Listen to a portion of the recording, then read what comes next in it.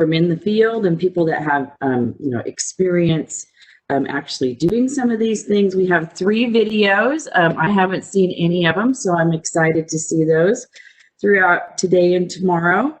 I hope that you and your loved ones are hanging in there and that you're safe and that you're healthy and that you can find a lot to be thankful for this Thanksgiving. And one thing I have to say, I'm super excited to tell you guys that this last year I was able to make Katie Duffy a permanent full-time employee. I think she's celebrating her anniversary right about now, and she is just, I'm going to choke up. Of all the 35 years that I've been working with people and managing people, Katie Duffy is just like right up there at the top. So I want to thank you, Katie, for being so awesome. And then I just wanted to say, the little philosophy here is that we all need someone to love. We all need something to do, and we all need something to look forward to. And I feel lucky that I get to put all 3 of those things together in my job. So enough about that. I just want to give you a few of our little guidelines. You may have seen the schedule doesn't have any times on it. We did that on purpose to build in flexibility. So what the plan is that the speakers will introduce themselves. If you have questions, I want you to send the questions to my email address, denise.delaney@austintexas.gov. You'll see we don't have any chat. Throughout the talks, if you want to send me the questions, I'll be monitoring my email, and then after the speaker's finished, then I will be asking the questions. If there are too many to answer, I'll be selective. And also keep in mind, you can always contact the speakers afterwards if you have questions that need more detail or more specific to something that you're working on. So after the Q&A, we're going to have a 10-minute break. So after every speaker, we're having 10 minutes. We want to give you guys time to, check out and go do whatever you need to do. Katie's going to have a timer on the screen, like a, sand timer thing that's going to show you, when we'll be ready to start again. I also wanted to mention about CEUs. If you have a Texas Nursery and Landscape Association certification, you get 3 CEUs for attending today and tomorrow. I will be sending out the link at the end of the day tomorrow for people that need that. Also, I think we have 1.5 hours for the ISA CEUs. They approved it back in March, but the person who approved it, his email bounced back, but I'm pretty confident that they'll still honor that. We don't have any Texas Department of Agriculture pesticide licenses, and if you guys want me to start doing that again, I would love to bring it back. We did it for years, and not that many people had pesticide applicator licenses. We're not able to do it for irrigation. People already know. Let Katie or I know afterwards. So without further ado, I'd like to I'll just say our first speaker, Helen Iversmith.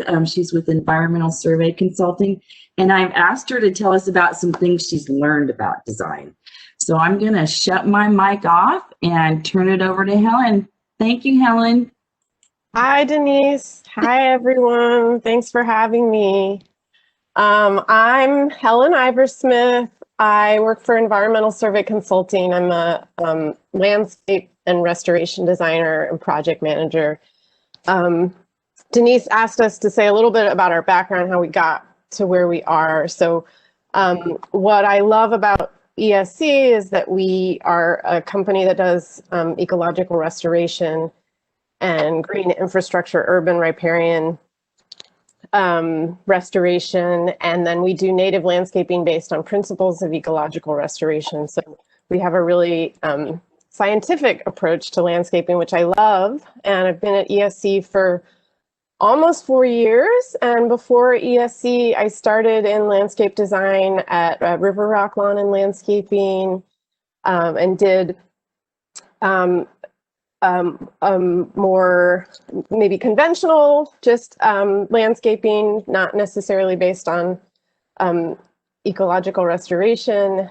And I got into that thanks to a wonderful combination good fortune of I'd taken just a few horticulture classes at ACC, and I had a small portfolio of hand drafted designs from those classes. And then I had a little bit of QuickBooks background, and I speak Spanish, and I was able to get into the industry originally with those combination of skills. That was really wonderful good fortune. So let me share my screen and we'll get started.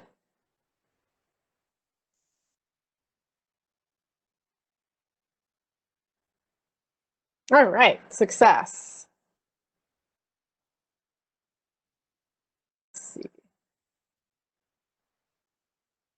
Great.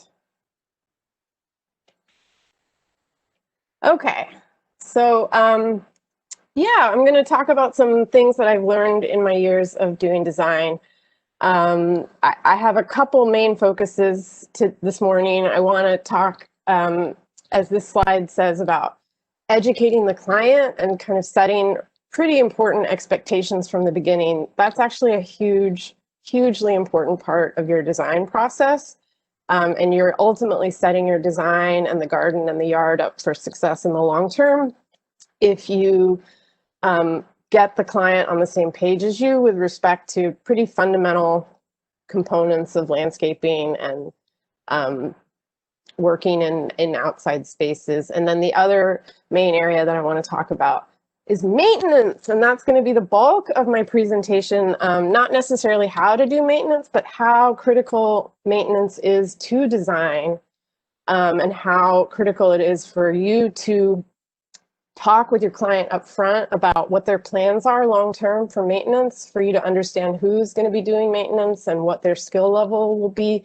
And that should heavily impact your design choices. And if it does, if you have these conversations and you have this understanding of what the maintenance will be and what maintenance is needed, you're really, again, setting your design up for success in the long term. And then if we have time, I'm just going to run through a few kind of basic design principles, but that's going to maybe be a bonus depending on how many questions we have, because I think some other speakers are going to be covering those principles, so we may or may not get to that. Okay, so educating the client. The first bullet point here I love, and I suspect that if any of you work with clients or in design, that you have heard this a lot. I want my landscaping to be low maintenance. I hear that from almost everyone, and I hear it from the whole gamut of clients. I hear it from people who are not at all interested in their yard space and almost resent having yard space to have to take care of, and they only do it out of a sort of necessity to not stray too much from social norms and to not displease their neighbors, all the way to clients who love botany and maybe even I have actually some clients who are retired botanists. They used to run a tree nursery in Hawaii, and they told me too, we want our landscaping to be low maintenance. So this is a really key place to jump in for setting client expectations and educating the client, because one, given the wide range of people who ask for this, it's really important to know what they mean by low maintenance. And that answer, that discussion should inform your design. And then also, it's really important, I think, there's a lot of misconception, especially people who don't garden or don't work outside ever in their yard space themselves, to really kind of clear up any misconceptions and educate them that there really is no such thing as low or no maintenance to outside space, unless you have a concrete slab. And I think even that would require some maintenance over time. But you're working in an outside space. You're working with a lot of unknown factors like the weather and the climate and the soil and precipitation, and it's a living, breathing creature, a garden, and it is always going to require maintenance. And setting expectations with the client and making sure they have a plan for who is going to maintain it and how That's critical. And if you don't have that discussion and your client is not informed in that way, and they don't make a plan or they're not proactive about maintenance, then your design can pretty quickly and very easily go off the rails over some months or years from the time when you leave after the first installation. The second bullet point, I want lots of color. I hear that a lot from people who have huge amounts of shade, giant trees. That's why I included this photograph here. You've got this beautiful, beautiful live oak, large, beautiful live oak, huge amounts of shade. All we can see in the foreground is mondo grass. This is exactly the kind of space that I see a lot in clients' yards. And they want lots of color, and it's really important. This is another just kind of very basic conversation from the start that in Central Texas, we can't get so much color in deep shade, and sunlight is where we can get a lot more color. And just being clear about that from the get-go so that your design is successful and your client is happy with the work and kind of understands what's coming. This next bullet point, working with Mother Nature, and that's a little bit of the same as I want my landscaping to be low maintenance. There's a lot of unknowns. For sure, things are not going to go in the garden, in the yard, in the design, in the medium and long term as you initially intend. Some plants aren't going to do as well, no matter how educated your guesses are about where to put which plant species and which plant species will do well in which parts of the yard and which micro niches. No matter what your skill level, how long you've been designing, you're still guessing, and you're working with an unknown, which is Mother Nature. We're not working with synthetic materials. We're not working with 3D printers. There's just a lot of unknown, and for sure, some plants are going to not do so well, and other plants are going to do much better than you intend. And if the client has the expectations from the start that there's going to need to be some level on an ongoing basis, maybe a yearly basis of a little bit of replacement, a little bit of cutting, removal, that the design is an ongoing process because the garden and the yard are ever changing. If they're on board with that, then that's going to help you make sure that your design has longevity and it doesn't just look good on the day that you finish the install and leave the site, but that it's going to continue looking good as it changes over time. So yeah, having the maintenance conversation. I want to talk a little bit about reasons to go native before I kind of jump more into the bulk of the maintenance conversation. Again, we at ESC, we work exclusively with native plants, and native plants are particularly wonderful to work with in Central Texas because we have such a harsh climate and we have so many limiting factors in our seasons and in our weather with respect to what plants can handle. So native plants are sort of already totally cool with the extreme temperatures and droughts and the dips to very low frost and long periods. We're in a really dry period right now. Then sometimes we have weeks and weeks with huge amounts of rain. Native plants have no problem with that. I have a lot of clients who are concerned about, is it okay to put new plants in the ground in winter? Totally fine. Native plants really have no problem with the cold dips, the very sort of brief, but sometimes very, very, very cold frosts. Maybe if you start venturing down to plants from Mexico whose natural range isn't as far north as Texas, you might get into a little bit of danger with frost. But another reason is that there's no need for soil amendment or fertilizer or even compost. The plants are naturally adapted to the soil. I think a lot, especially now that a lot of people are moving to Austin from different parts of the country, and they kind of see the soil in their yard and they think it seems like very, very poor soil and it needs to all be amended, and that's absolutely not the case. Even the very, very extreme caliche material in West Austin Of course, there are thousands of native plants that are perfectly adapted to that soil. And of those plants, there's plenty that are in the nursery trade that will succeed brilliantly in those spaces. There's also, of course, the watering factor and really reduced levels of sprinkler and irrigation when you're working with native plants. If you do encourage your client to have an irrigation system, you can get more reliable color and sort of vigor out of the design during very dry stretches like right now. But you can also have a yard and a design completely survive, no problem, without an irrigation system, which is pretty amazing in our climate. And then the last of certainly many other reasons to go native that I'm leaving out are the biodiversity and the wildlife and the pollinators that come in. And native gardens are just very alive places.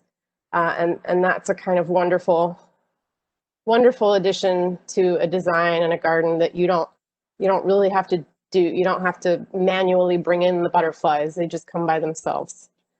Okay, so now I want to focus on maintenance and having the maintenance conversation with your client and being educated about maintenance yourself as the designer, and knowing who's going to be doing maintenance and what their skill level might be, and really tailoring the design to all those maintenance conversations. So just to start, there's kind of maybe 4 different plans that clients might have for who's going to do the maintenance. So there's the DIY clients who, oh yeah, I'm going to do it myself. And as this picture shows, sometimes that's overly optimistic, and you might, especially as you work with clients more, you might start to, I remember when I waited tables, I could peg people so well. I mean, you know when they're going to their table and they're being led to their table by the hostess, how well they're going to tip you or not. And you, after some years waiting tables, you're right all the time.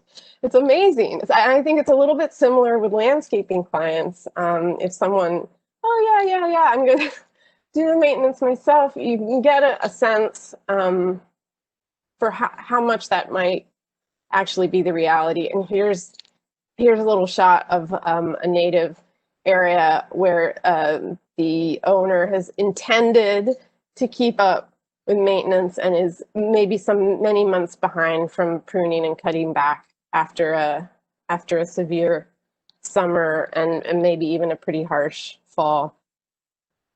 And then there are the clients. This is the draft of a design that I did for some clients in Seguin.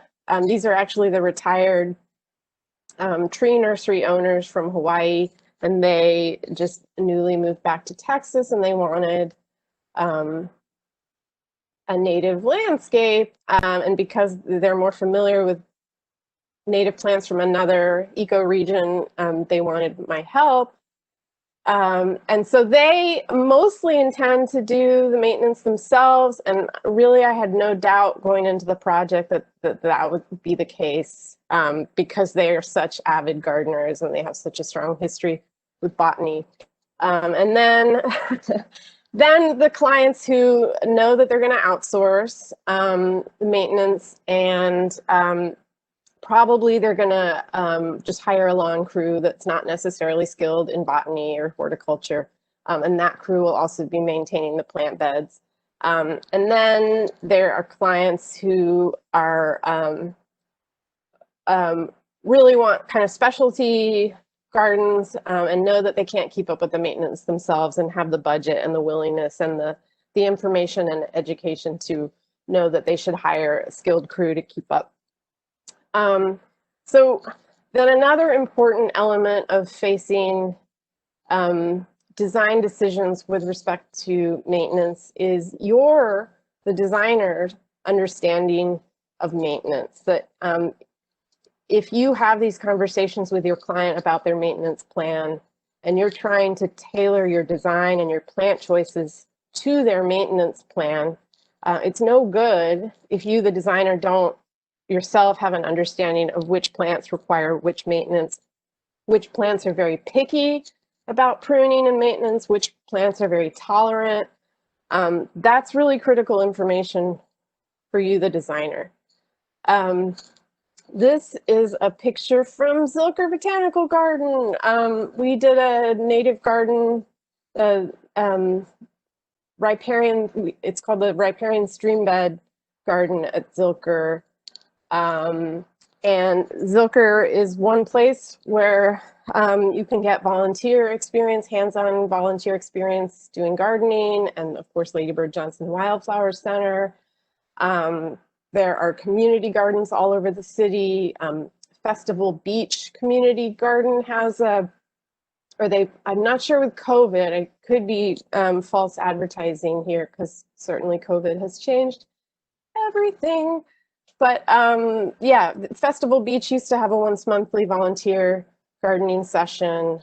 And then certainly if you are lucky enough to have outside space, a really great thing to do is to get as many different species growing in your space as you can. And then they're right there. You can see them, you know, as much as on a daily basis and get to learn how they grow and what their limiting factors are, how little irrigation they can tolerate, how much they can tolerate, how quickly they grow, when they bloom, etc. I think the more you can get in there and do that work yourself, even the most tedious work, you learn so much about even weeds, weeds that you can tolerate, weeds that are intolerable and really awful. Any plant knowledge that you get doing hands-on maintenance, hands-on gardening yourself is going to serve you so well in your designs and really strengthen your designs in the long term. And then finally, if there's really no feasible way for you to get maintenance experience yourself as a designer, then try to work with someone who has that experience. That's me in a gorgeous, gorgeous native garden that we installed in Spicewood, Texas. It used to be so fun. I don't do maintenance there anymore, but it was a glorious time.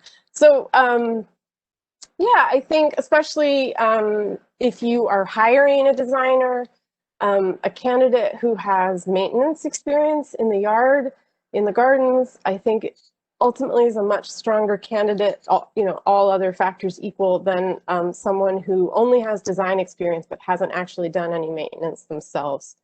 I think it's a really, really critical factor to design. I hope I'm emphasizing that enough. I'm going to go through maybe a dozen or two plants and sort of categories of plants that kind of fit into different areas with respect to how much maintenance they need or how much skill level they need to maintain. And this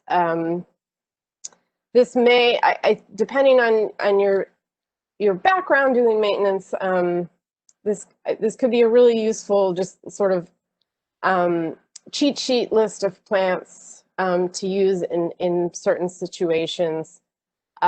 Certainly all of these slides, these next few slides that I'm going to go through, there's many, many, many more plants than the plants that I've listed, but the ones I've listed are kind of generally the most hardy and the most commercially available and the most sort of reliable in a wide range of situations. So I would say just starting here with ornamental grasses, this is big muley and Gulf muley. Those are sort of medium, larger grasses. And then the sedges, very small ground cover.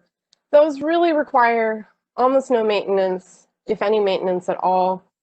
These beautiful big muley seed heads, in very late winter, they're going to start looking quite ratty. And that would be a good time to come through and just break them off.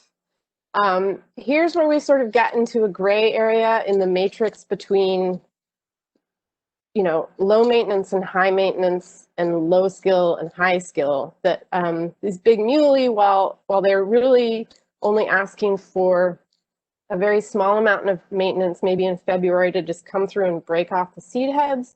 There's actually maybe arguably a little bit higher skill to that, because what tends to happen with big muley, and you see it all the time in commercial spaces, is that the crews come through and they weed whack the grasses right back to the base, which is totally unnecessary and not very good for the grass, and just an all-around bummer.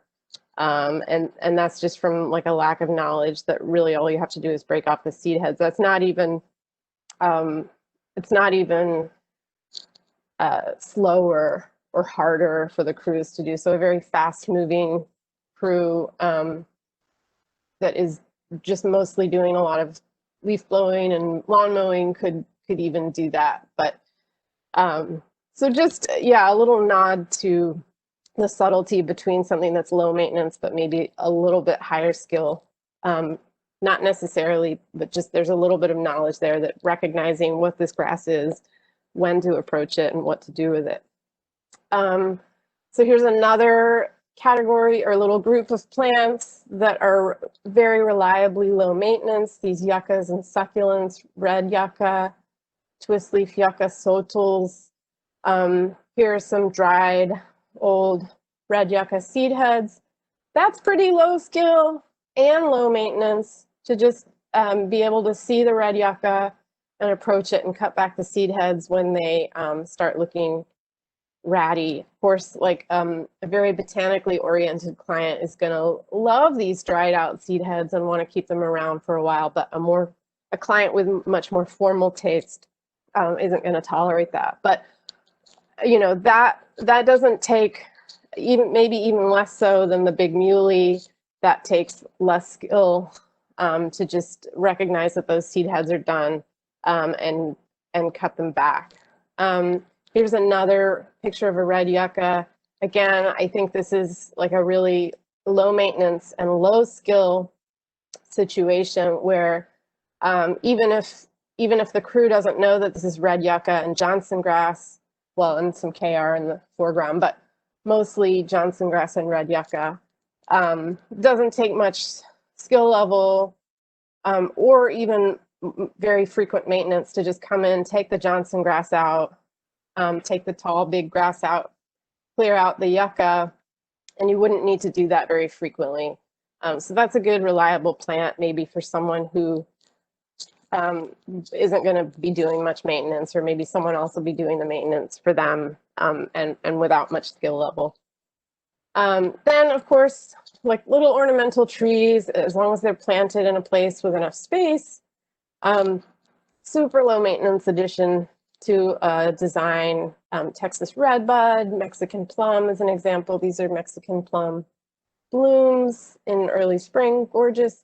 With an exception of some species that form colonies. And these might be really good trees to leave out of a design for a client who wants a very tidy landscape and maybe isn't going to have a crew with a high botanical or horticultural skill level. So dogwood, flameleaf sumac, and soapberry, they're probably more, but these are sort of some primary examples that popped to mind. Those just, with a little bit of maturity, they start throwing out just kind of endless little baby trees growing out of the mother tree's root system, and it can be a lot to keep up with. And if there's a mixed plant bed with lots of different species happening, it takes some botanical knowledge to be able to recognize what is what and get on top of it before it starts to look like a mess. American beautyberry is another kind of peculiar example, interesting example on the sort of, again, on the matrix from zero to high maintenance and low skill to high skill, that ideally this plant loves zero maintenance. It wants to be untouched, totally unpruned. It looks most beautiful and is most healthy when it hasn't been pruned. But again, it takes some skill, some botanical skill to recognize what is an American beautyberry and know that it prefers zero maintenance. Let's see, so I'm just going to go through then a few plants that again are a little bit in a gray area where there's not much maintenance to do. but maybe just the right maintenance to really enhance them and enhance the design and the long-term look. And then here's a slide I want to start with. This is a sort of bonus amazing list, especially if you're working with clients, again, clients who don't care, don't have any knowledge of botany or much interest at all. They want maybe a very formal landscape, and most likely their crew is not going to have much skill level. Maybe the crew is going to come through a few times a year and just shear the plant beds or the shrubs into a box or a very formal, tidy surface, and mow the lawn and blow the leaves and then rush off. I love these species, and these are an excellent choice because they can totally handle that treatment. They can also handle and look really nice, left totally unpruned, growing into small trees. They can look really nice with a very informal style of pruning, very sort of naturalistic, where they're pruned to sort of a random shape and size, or maybe kept within a certain size, but the individual branches are sort of pruned randomly. They look really nice with that as well, and they respond perfectly well and perfectly happily to very formal boxing and shearing and shaping. So this is just, and they're all very hardy and drought resistant, and they can tolerate some irrigation. And it's just a really wonderful list for you to kind of keep as plants that have a really wonderful, just very high value with any kind of client, especially with clients where you know that the maintenance is going to be low skill, or you don't know what maintenance is going to occur. There's a much bigger list of this, of course, hundreds, or at least scores that are commercially available. But these are some wonderful native perennials that are just gorgeous. But they require some skill level. It's not much maintenance, but it's just the right maintenance that when they reach the end of their bloom cycle and their seeds are sort of past and they're starting to look ratty and spent, then it's time to prune them right back to the ground. Or maybe spiderwort you don't necessarily need to prune, you can just break off. But the point is that when they start looking messy, the gardener needs to get right in right at that moment. And it's kind of a different moment in the year for each species. So that's where the sort of higher skill level comes in, especially if you have a mixed plant bed. I think to someone who knows these species, it's really obvious and you can distinguish them visually very easily. But to someone who doesn't have a background in botany or horticulture and mows lawns only, that's not such a straightforward task. And I think if you've got a mixed plant bed and a crew with a lower botanical skill level, you have to be really careful incorporating these kind of wonderful native perennials, because if they don't get the right maintenance at the right moment of the year, very quickly your beautiful, wonderful design is going to look like a mess. And that's not what you want, of course. I think if you have a client with kind of the client has a low interest in maintaining the space, and you suspect that the crew, or you know that the crew is not going to be botanically oriented, and you do want to incorporate some of these flowers or plants, you might just want to go really low diversity, really simple, maybe just have one small area and maybe just pick one species. And then it's pretty clear to a crew that is mowing and blowing leaves and not doing very much plant bed maintenance, then it's pretty clear, okay, that area is a mess right now. Let's prune it back, let's get rid of it. Rather than that crew having to kind of get in there and decipher like which species is which and what's going on, and maybe cutting some plants back unnecessarily prior to when they bloom, or just kind of not doing just the right treatment, if you really want to avoid that.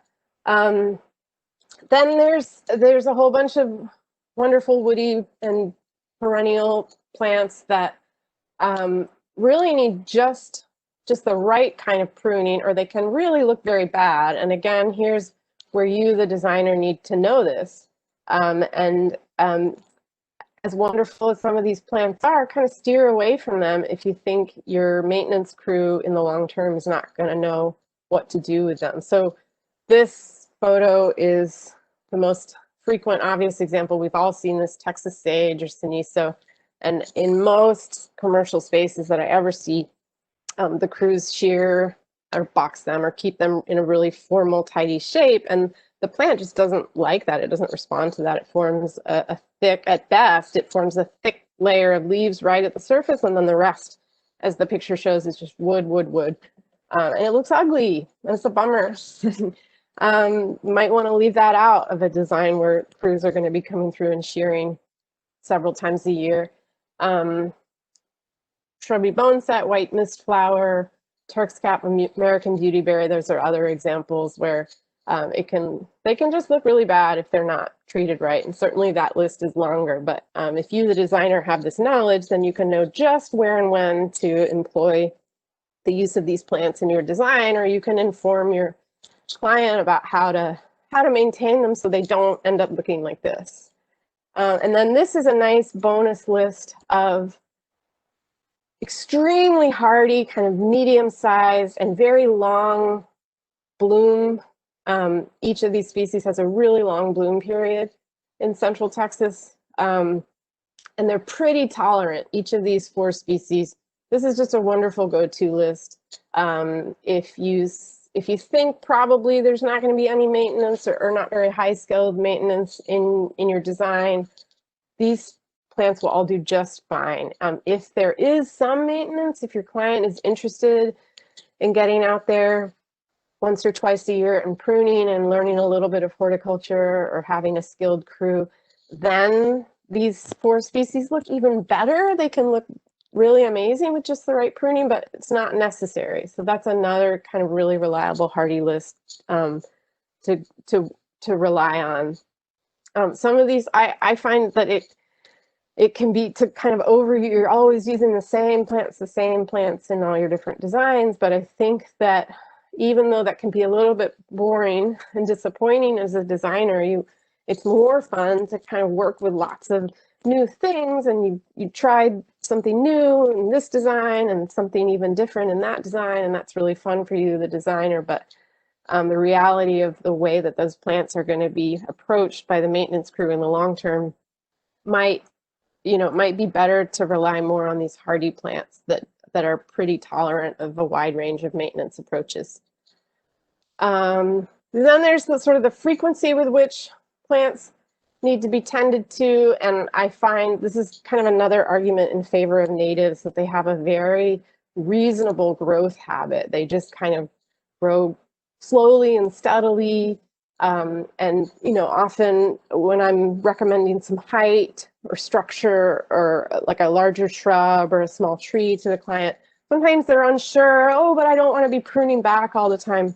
Well, with the native species, it's never necessary. It's maybe once a year, twice a year that you have to get in there. If you want to confine it to a certain size, it's a very low frequency that you need to be maintaining or pruning it. Whereas with Japanese ligustrum, for example, this creature in the photograph here, it's an invasive plant in Central Texas, and typical of invasive plants, it has almost a supernatural growth habit where if you got in there and you cut that back by half and you look away for a second and you look back, it's regrown. I mean, a plant like that if you're wanting to prune it and shape it and keep it within a certain size, you have your work cut out for you about twice a month, certainly not twice a year. Then jumping, just a sort of reminder of a point that I made up at the top of the presentation of setting your clients' expectations that we're working with Mother Nature. Ongoing maintenance is to be expected. Some annual or maybe once every 2 years, replacing of plants or removing of other plants that are doing too well that is absolutely to be expected when we're working with an unknown like Mother Nature. That is not a fault of you as the designer. You have done nothing wrong if, you know, once every couple years, some planting or some plant removal needs to be done. And if it isn't, if it's not part of the maintenance, if it's not planned for and anticipated by the client, then you end up having the design just goes astray over time. So here, you know, here's a plant bed where a bunch of stuff is missing. To be fair, I think they recently had this wall and fence replaced. So I hate to throw anyone under the bus because I suspect there's landscaping coming up. This is a home near where I live, but anyway, but you see this a lot in commercial spaces where there's just big gaps. And then alternatively, like I had a client at my old firm, and I did a little bit of Purple Heart in her design, and it just went crazy, and she was not happy. But that is absolutely to be expected, and it should be a part of your discussion with the client from the start, and a part of their expectations from the start that the plants aren't going to do exactly what you intend. It is absolutely to be expected that some will do better than you think and others won't do as well as you think. And maintenance should include revisions based on that reality. Okay. Again, is kind of setting client expectations for a level of maintenance. I think a lot of people, this is a really common thing more and more. Everyone wants to get rid of their lawn. They think their lawn is so high maintenance. They want to replace it with gravel. Oh, gravel.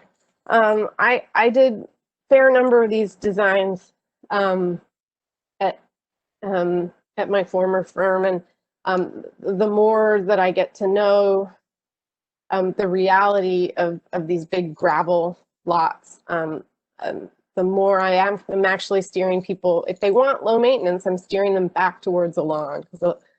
A drought tolerant species of turf grass, or even better, like a mixed kind of native mixed green ground covers growing together and treated like a lawn, is actually the lowest maintenance thing, and a very low skill level is needed to maintain it. You just get in there with a lawnmower and you're done. And if you really got native species, you don't even ever have to irrigate. You can if you want a little bit more reliably and predictably green and kind of lush ground cover. But it's such a bummer with these big gravel swaths because people pay thousands of dollars to have a few inches of dirt excavated and hauled off, and then weed fabric down, and then a few inches of gravel brought in. And it looks really nice, and it is really low maintenance for about 6 months or 12 months. And then what happens? Starts filling up with weeds. And if clients aren't expecting this or anticipating this or following like the proper maintenance for this, then before too long, what do they have? They have another lawn again, except they've spent thousands of dollars to get there, and what a waste of time and energy. And I've seen lots of examples of gravel lots where the owner just sort of gives up and starts mowing it. And then just referencing back again to the clients who want a lot of color and they have deep shade. So here's just a couple examples of some people who have a lot of sunlight, and they've taken advantage of the sunlight and put some color in there. Yeah, here's the deep shade again. Add in deer to the equation, and then the clients have even fewer options for color and excitement. So just another good conversation to have from the get-go. And here's one last bonus lesson, and I know I need to wrap up. This is, again, this property in Seguin.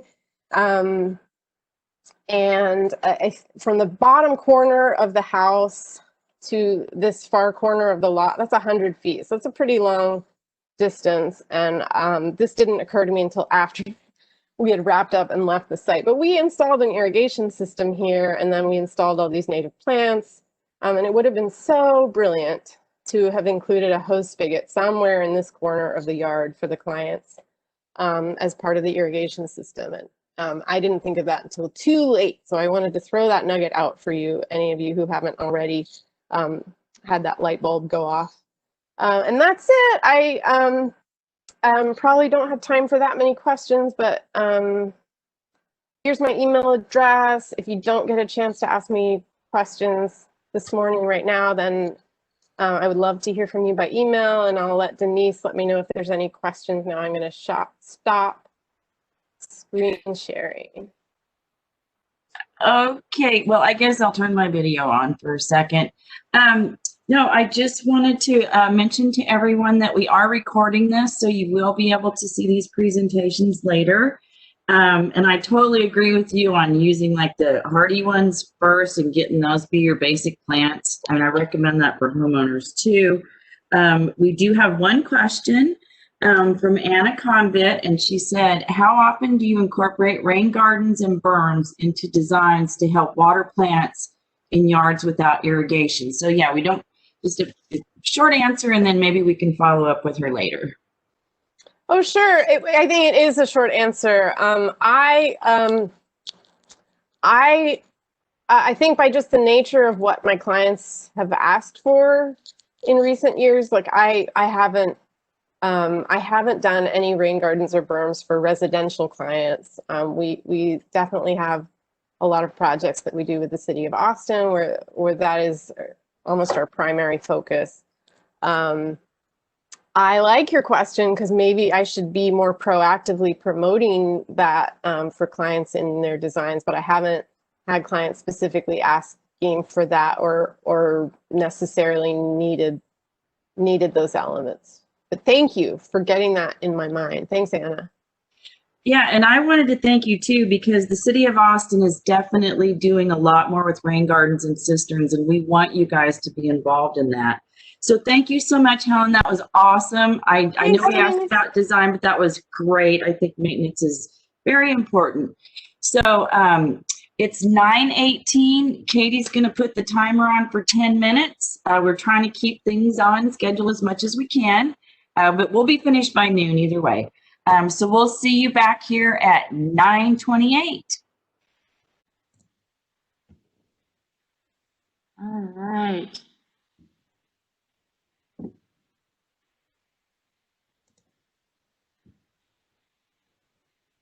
Excellent. Okay. Denise, ready to get this started? So we ready? Yes, yes, yes.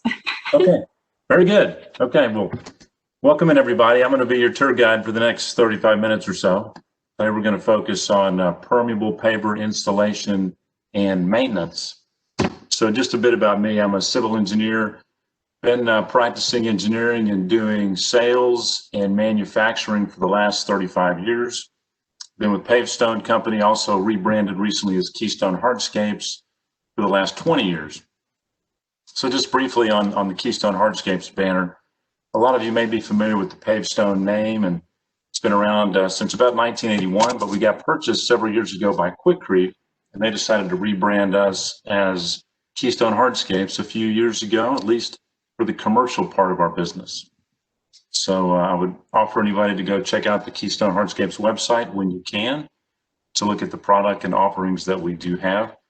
So in addition to permeable pavers, we manufacture and sell standard interlocking concrete pavers, which are generally set on sand, and also segmental retaining walls. So keep that in mind as we kind of move through some of this. So today we're going to focus on the permeable interlocking concrete pavement, acronym PICP. And I love to start with something that I'm trying to kind of remove a bit, which is asphalt parking lots, asphalt, and we see a lot of asphalt and concrete around. And when you think about rain events and when rain falls on these pavements, where does the water go? It tends to rush off very rapidly and move into inlets or surface drains and move away. We try to get the old thinking and a lot of the current thinking from the engineering community was to move water off-site quickly. So we found that causes some downstream problems. So we can store it temporarily, maybe in some detention ponds, at least some of the water. But I'd like people to be thinking more about low impact development. And part of this today, this grow green thinking, permeable pavers do fit into that mantra. So if we could think about low impact development, ways to keep pockets of water on site longer, I think it's a benefit to everyone. And some ways we can do that, we can kind of harken back to our youth and think about smiley faces. So we can certainly do that with considering putting in permeable pavers for streets or even for side street parking. You can do it for parking lots, and you can start simply with patios and sidewalks. So that may be the easiest part for people to kind of get their head wrapped around some of this, is to start with something as simple as patios and sidewalks. But there is a lot of information out there on permeable pavers, and there's an organization called the Interlocking Concrete Pavement Institute that's been around, my gosh, been around for about 30 years, and it's everything paver. So they've got about 25 different technical specs and guidance specs on how to design and repair and maintain paver systems. And so that's really a key. And Tech Spec 18 was written several years ago just about permeable pavers. And perm pavers have been around for about 25, close to 30 years now. So they're not as new as people may think. So we currently manufacture several different shapes of pavers that can be utilized by the engineering community, architectural community, and installers. And then any color can be manufactured. So color is kind of whatever you want, whatever you're thinking. But let's jump in and talk about how the system the typical section of what this system might be. So up top, you'll see the pavers.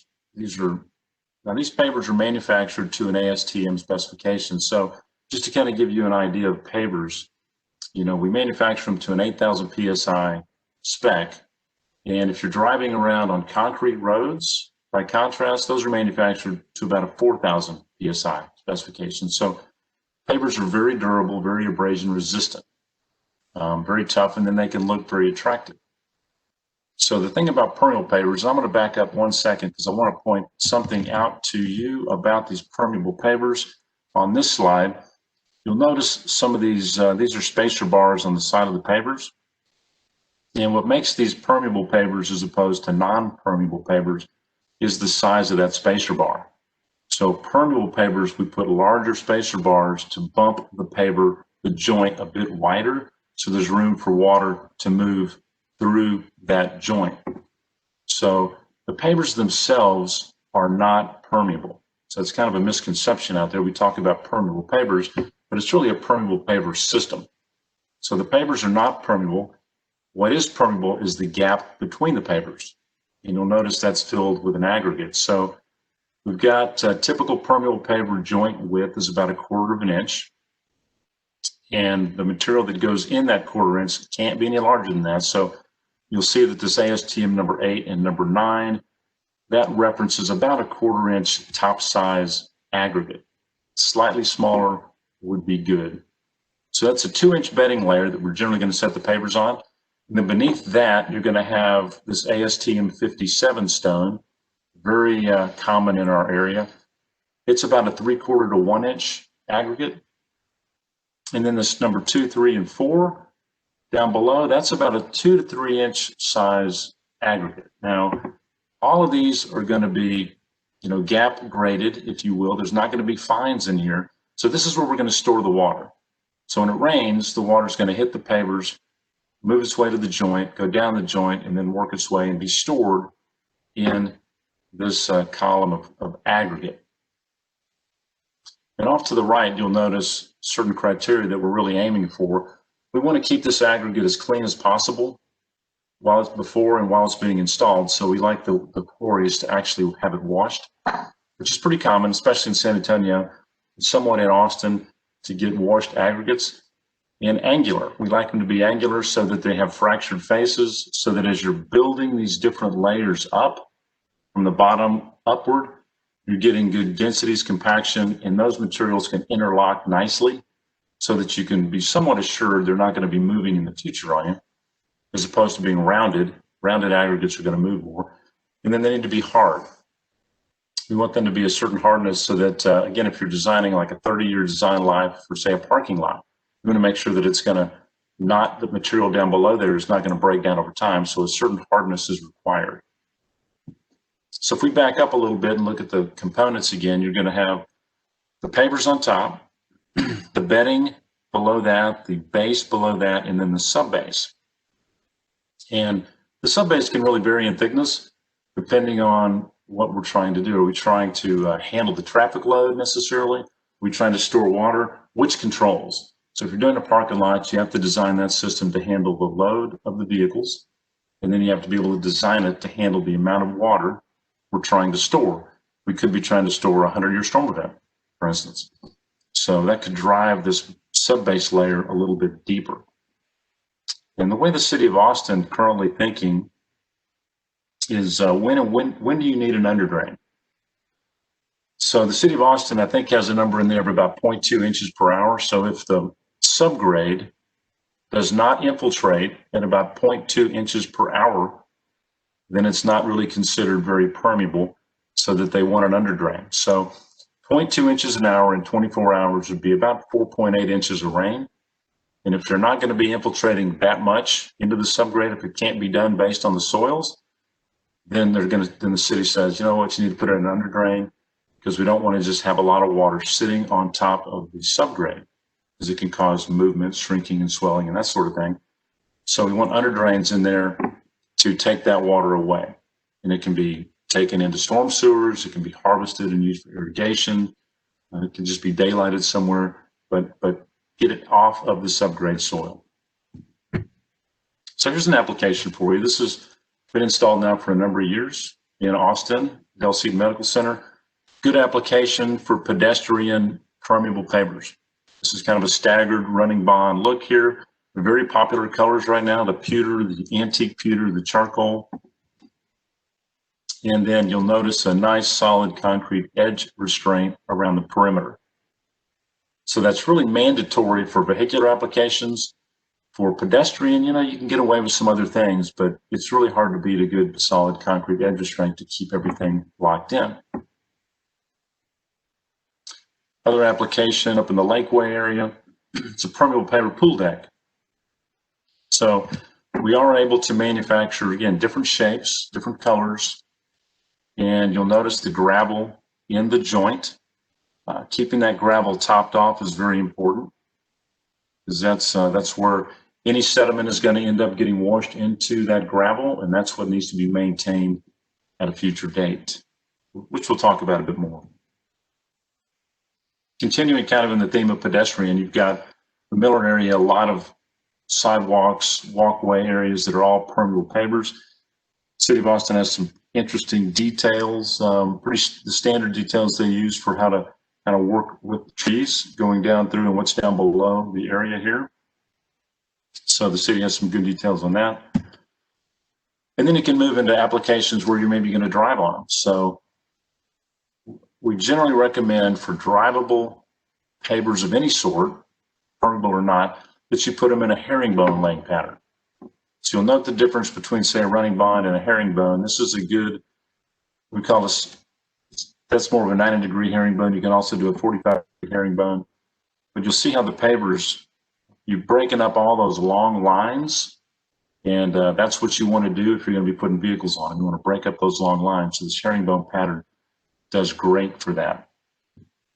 And then dispel the myth of, can you put a fire truck on top of pavers? Well, yes, you can, and you can do it on permeable pavers as well. So the paver is really a wearing course, and what is helps to support the load is all of the aggregates and gravels down beneath. So you just need to make sure that you know the load of what you're designing for, and you can design the depth of the section needed to support vehicles.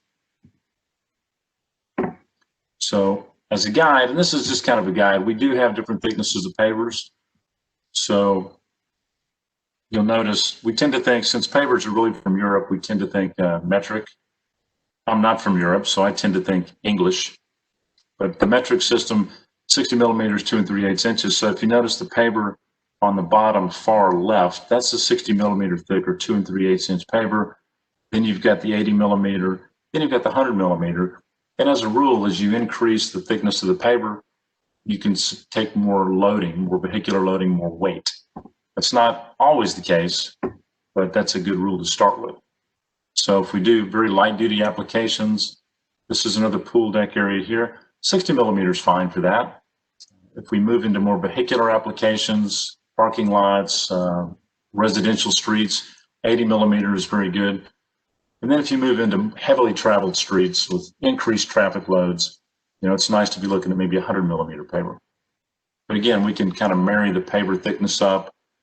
It also ties into the length and the width of the pavers as well. So there's a few things to consider in picking out pavers. Just to bring everybody up to speed on TCEQ, it's really a huge agency in this market, specifically in Central Texas. So TCEQ, we were excited as we could be back in 2011 when TCEQ approved permeable pavers as a best management practice. So at that point, they had enough information, done enough research, and read enough literature of other testing. They said, okay, we believe that permeable pavers will trap 89% of TSS and can be used as a BMP. So we're talking specifically about a water quality treatment. So TCEQ said any water that falls onto the permeable pavers is going to be a water quality treatment. Treats itself. So again, excited when City of Austin in 2014 kind of came online and said, yeah, you know what, we'll buy into that, we concur. So in 2014, they said perm pavers would be a water quality treatment for both pedestrian and vehicular surfaces. So you can get some benefit for water quality treatments. You can also do water quality treatment and detention with the pavers. So it's really a good use of space if you can utilize the same space, the same footprint, if you will, if you can actually drive on a surface or walk on a surface and then actually store water beneath the surface and get the benefit of a water quality treatment as well. That's really nice. So I think we'd like to see, and we are seeing more and more of these pavers being utilized for these applications. Now, even though it's a water quality treatment, as far as city and pervious cover, that's a different issue. So the city currently considers permeable pavers and gives pervious cover credit, but limits that to pedestrian walkways for the most part. And nothing vehicular at this time other than fire lanes. So fire lanes with permeable pavers can get pervious cover credit. So hoping down the future, we'll continue, with the increased knowledge and things that are going on across the U.S. and the world, that get a little more confidence and maybe can move into allowing some permeable pavers, pervious cover for more vehicular applications. But time will tell.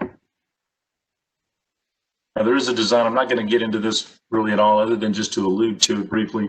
There is a design software out there that is available, and it does a great job of designing these systems. There's a couple of different methodologies that we use to design these systems these days. So if anybody is interested in getting a copy of this design software, let me know. We can certainly expedite it and get it. It's all done via online anyway, so pretty easy to get. It's a free download from ICPI. So just keep that in mind. So let's get into showing some construction photos and give you an idea. So I'm a big fan of pre-construction meetings. So especially if you're doing a permeable paver system or something that's a newer technology, I would say, I think it's important to get all the trades on the same page. I mean, you got to get your designers out there with the installers, with all the maintenance folks, and say, look, this is what we've got, and we need to be a little more careful of the surface because we don't want to contaminate it during the construction process. So pre-construction meetings are big. Erosion and sediment control measures, very important when dealing with any kind of permeable paver type system, low impact development system. And we can start with the prep of the subgrade in just a second. So this is a project that was installed, I think, back in 2014, maybe 2015. The Austin Animal Center, it's a permeable paver parking lot, but it will afford us a chance to kind of look at the typical section that we used on this, kind of go through the process of construction. So we've got pavers as a standard up top. We've got our 2-inch bedding course. We've got our 4-inch number 57, kind of that 3/4 to 1-inch aggregate. And then beneath that, it was determined that we needed 12 inches of that larger sub-base stone, 2 to 3 inch size, in order to do the water quality in conjunction with detention. And you'll notice there's no underdrain in this system. And that's because the subgrade soil here was adequate enough that it did infiltrate at least 0.2 inches per hour. So no subdrain needed. So as we start to kind of cut, as they cut down to the subgrade to start building the pavement on top, you can see the soil, and they're laying out the geotextiles. Always good to overlap geotextiles a good bit, at least a foot or so. And I'm a big fan of using woven geotextiles. If you can make it work with your subgrade soil, the wovens will impart a good bit of strength and also as a separator. So you're going to be separating the larger aggregates from the subgrade soil, and a separator barrier is really good for that. And so you can do wovens, you can do non-wovens, either can work. ICPI, again, has tech specs for a lot of these different materials and kind of design methodologies. So they have one just for geosynthetics. So if you get really having trouble sleeping one night, you could kind of read through the geosynthetics portion. And then as you start to build on top of the woven geotextile or the geotextile, you'll see the sub-base material being laid out there. And then this is some good input from ICPI. And again, in that construction tech spec 18, it's all laid out in there. But this is basically what we're going to be doing. As you're working on your subgrade and your sub-base, the rule of thumb is, you do 6-inch lifts with this larger aggregate, and then you're going to have at least a 10-ton roller, a large roller that can both do kind of the vibratory mode and the static mode. And you're going to be rolling this vibrator compactor over the system and the static compactor over the system. And then once you make enough passes where your tolerance, say the measurements with over a 10-foot area, are fairly low, then we've got enough compaction, enough density. It's important to compact and get to these numbers so that 5 and 10 years down the road, you're really not going to get any or much settlement of your system. So the better we build it today with the compaction necessary, the better it's going to hold up down the road. And then you'll do the same thing with the 57 stone. As you bring it up in lifts, typically there it's a 4-inch lift. Again, you'll use the same compactors and you'll run over the top and you'll measure the distances. And if you're fortunate enough to have a geotechnical engineer who can come out and do some actual in-ground testing, that's great. If not, you can just default to trying to measure across a 10-foot area and getting a minimum amount of differential. So once we're done with that, you've got the sub-base larger stone here, putting on top the 3/4 to 1 inch aggregate on top, doing all the compaction necessary with the materials. And then once that's done, you're going to come around with your edge restraint. This is showing a real nice curb and gutter concrete.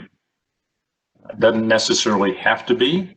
It does usually on parking lots and streets. We would recommend curbs, but if you get into more pedestrian applications, so you can see in this case, this is an excerpt out of that same tech spec, what types of edge restraints you could be using for pedestrian, for residential, and for drivable surfaces. So there's definitely a few choices that can be made and kind of designed in. And then we have a lot of details that we can provide as well. And then on top of that, you're going to come on with your 2-inch bedding course. So the contractor is going to be out there placing the bedding, screeding the bedding, making sure it's at that 2-inch level thickness. And then finally, we're to the point where we can install the pavers. And I think we can all kind of envision people running around like ants, putting pavers down. But there are a few installers out there who have machine equipment, and sometimes the larger area projects lend themselves to machine lay installers. So we supply a pallet of pavers, as you can see back here. And those pavers are all loosely stacked. They're just held together by the shrink wrap. So once you pull off that shrink wrap, the stretch wrap, then the machine has the ability to go over and clamp one layer at a time and swing it back in place and then drop it down.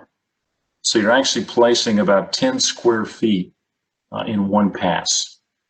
So the advantage is that you can have, a crew of 5 is fairly standard for these paver installers, and you can handle maybe 2,000 square feet of pavers a day, but you can machine place 6,000 to 8,000 square feet a day. So it's much quicker on these larger profile projects to get that done.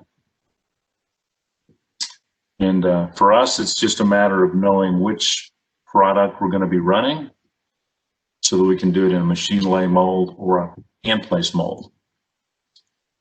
Once all the pavers are laid, aggregate is placed on top of the pavers, swept into the joints, and then you compact again. So in this case, aggregate on top, compact, and then sweep all the excess aggregate off. The key to, once this is done with the pavers and getting the joining material into those joints, we want to make sure that, that bring the aggregates up to the top of the joint. Those aggregates serve a couple of functions, if you will. They're going to help stabilize the pavers because now you're filling the joints with material, which helps stabilize them from moving about and rocking. So that's really key. And then the other thing is, again, as it rains, all the sediment is going to get washed into the joints. And all that sediment will be trapped in the top part of those joints. So that's critical for future maintenance. So let me just give you an idea. This is a project we did in San Marcos a couple of years ago. And you see building kind of a mock-up, if you will, pavers inlaid into a sidewalk and sweeping the aggregate in the joints. And then it's important to do infiltration rate testing. And I'll get back to this in a second. But what we end up doing is testing the surface infiltration rate to make sure that it is acceptable. So this particular inspector did a really good job of making sure that the sidewalk was clean until ultimate unveiling. So during the entire construction process, as sections were built out, they covered them with geotextiles because it's nice to not necessarily contaminate the permeable pavement before it's really open to the public. So in this case, finally open to the public. And let's think this a second, because you've got a sidewalk, permeable paver sidewalk rolling around here, then coming up next to this curb line. So if we can envision a rain event happening and rain just kind of falling down on top of the pavers, going in to the aggregates below, where's that water going to go? If that water rolls to the left toward the grass, that's no problem. If that water is going to roll to the right and potentially undermine that street, that is a problem. So what they ended up doing was putting an impermeable liner. So up against that curb line for the street, it's a good practice if that water from the sidewalk can move toward the street to put some type of impermeable liner down there. And it's pretty standard to do a 30 mil PVC liner. These days there's a few different options. You could also dig a deeper concrete curb, if you would, and that could serve as a liner. So, and if you're over the recharge zone, anything over the recharge zone is going to require some type of liner. So if we look at something like this, where Chicago over the last 15 years has replaced a lot of their asphalt alleyways with porous pavements. Before and after shots looks really nice, improves the land value, makes things look very nice. No water, no standing water. But then you've got to definitely be thinking about if the water goes into that alley, make sure it doesn't get under the foundations. So there are certain details that show that, where you've got these impermeable liners that need to be built into the system to kind of contain that water where it needs to be contained. This was an alleyway up in Colorado put in a number of years ago. They just decided to build out a really substantial curb to go as deep as they needed to. And then this would be all open graded aggregates to store the water. So a lot of different mousetraps can be used. And then one of the things after permeable pavers are installed, it's really good practice to go back about 6 months later, because there is going to be some settlement of that jointing stone. You want to make sure you top that off again, because again, that's where the sediment's going to be trapped. So how do we do the surface infiltration rate test? There is an ASTM out there that kind of goes through the process. I know it doesn't look too intimidating because you've got basically a 12-inch ring, plumbers puttied down, pouring in water. But when you do this test, it actually lets us correlate that to how many inches per hour can actually make it through. So if we think about it, the 100-year storm event in Austin may be up around 12, 13, 14 inches now in 24 hours.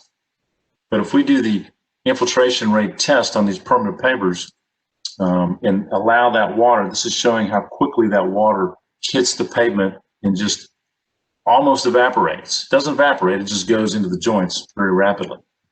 And the reason it can go in so rapidly is because if you look at this right-hand part of this slide, you can see that the infiltration rate is hundreds of inches an hour.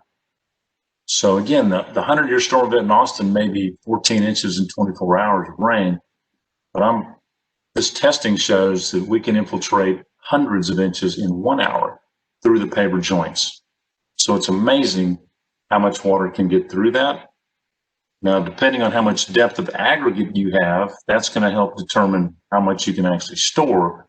As far as water getting in through the pavement, it's pretty tremendous. And we want to keep it pretty tremendous. So we talk about maintenance a lot, and maintenance is really a key aspect to anything with permeable pavers. So, if we think about, and I guess I could look at this Brazos Street project here. The upper right-hand part of the slide was when this project was put in a number of years ago. But if you look down to the bottom, down the middle, you see grass growing in your permeable pavers. That's really not what we're after.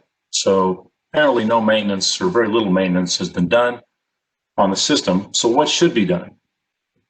Well, if you're doing anything, non-vehicular, say just pedestrian, start with a broom. You can go to leaf blowers. So we're trying to, again, remove the sediment that's going to be trapped in the top part of that joint. And then maybe you go to wet drop dry shop vacs, or maybe you have to use a power washer to actually blow out the joint. If it's really contaminated and hasn't been maintained in years, there's a good chance you've got to blow that joint out and replace that aggregate altogether. Because if you did a test right now, you would not get infiltration when you got grass growing through the joints. And then for larger areas, we talk about street sweepers and regenerative air sweepers. So if we have a larger parking lot like this one in San Marcos, this has been installed since about 2008 or 9, I'd say, but it's a large area and it should be having regularly maintained. And what we do is use something like this. It's a regenerative vacuum truck, and as this truck moves across the surface, it blows down air and it sucks up air and sediment. So that's the process as we move through the surface, and it's fairly inexpensive to do that. So it really doesn't cost. If you do regular maintenance once or twice a year, you're probably not going to, even for parking lots, you're probably not going to spend any more than about $0.05 a square foot. So it's pretty easy to do. But if you don't do that regular maintenance, say for 5 years or more, and you find that the infiltration rate of your pavers is really, really low, then you've got to come in and do more remediation, which gets a little more expensive. So let's try to avoid that. And then there's a lot of projects that we've done with either parking stalls, typical sections that are out there. That one happens to be in Houston. So a lot of good information out there about what a typical section might be, what might be needed over certain types of soils. And in this case, you definitely see it under drain down here because Houston has a lot of expansive clays, and we've got to get the water out of the system. And then you've got places in New Orleans. New Orleans is recently mandating porous pavement for all future parking lots. I don't know if you know or not, but New Orleans has a flooding problem. And they've decided that they're going to try to mitigate that with pockets of permeable pavers and porous pavements throughout the city.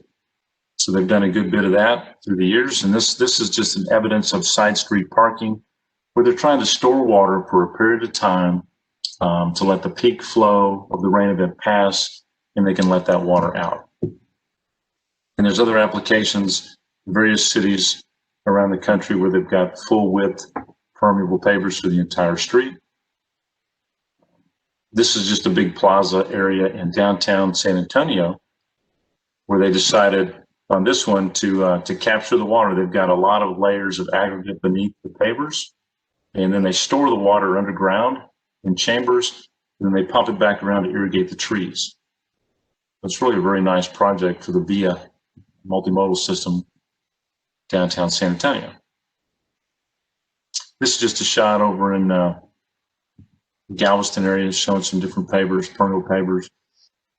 We've done driveways. There's a couple of subdivisions that come to mind in Austin where a lot of the driveways are permeable pavers. So again, you see the different shapes and the gravel in the joint. So kind of closing in on the end here, just give you guys an idea of pricing. So it's really hard to price up anything and give you an idea of cost, but if we had to, we'd look at installed costs. So this is more akin to a parking lot, I would say. You've got a paver up top, you've got a bedding layer, you've got a good bit of sub-base down below that. So we're maybe quarter to half an acre of a parking lot that, you know, you might install that for about $10 to $12 a square foot. And it'd be pretty much a turnkey number that a paver installer would choose to bid on something like that. Residential projects, pedestrian walkways, those sorts of things are going to be typically less expensive. So with that, I've come to the end, Katie. So if you need any information from me, folks, I'd love for you to reach out to me. There's my email address. Don't hesitate to contact me if I can provide some additional information for you. Or maybe, I don't know if we have any questions at the moment. Well, actually, I do have a couple questions. And they're actually from me. We didn't have any from anybody else, but if you know me, you know I can't help but ask. So two questions. Well, first I want to say I think I know the next topic of our know hardly any of this, and we, you know, are supporting rain gardens and cisterns, but now I think we're going to be talking about permeable pavers a lot more. Way to go, City of Austin, for putting it in the environmental criteria manual. I didn't know that either. So there you go. Info. So I have two questions. One is, what's the difference between the permeable pavers and the permeable concrete? Is that such a thing? Yeah. And then in the parking lots, if there's oil and stuff coming down from those cars, is there something to help mitigate that, or is the existing stuff already catch that? Yeah. So the pervious concrete, it's funny, there's permeable pavers, there's pervious concrete, and there's porous asphalt. All three are considered, you know, porous pavements.